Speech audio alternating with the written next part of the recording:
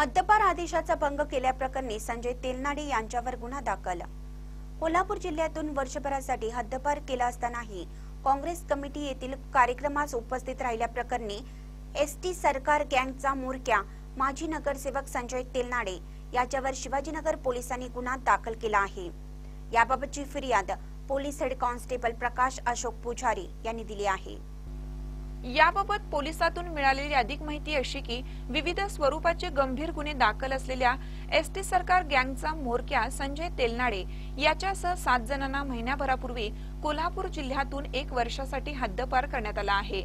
दरम्यान मंगळवारी इचलकरंजी शहर काँग्रेस कमिटी येथे सत्यजित पाटील सरोडकर यांच्या उपस्थितीत झालेल्या कार्यक्रमास तेलनाडे हा हजर होता।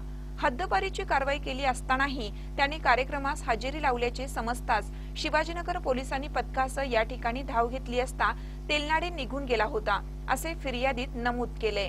दरम्यान सोशल मीडियावर प्रसारित रील्स मधून व फोटोद्वारे तेलनाडे हा कार्यक्रमास हजर असल्याचं पोलिसांच्या निदर्शनास आलं। याबाबत गावभाग पोलिसांनी शिवाजीनगर पोलिसांना कारवाईबाबत पत्रही दिलं होतं।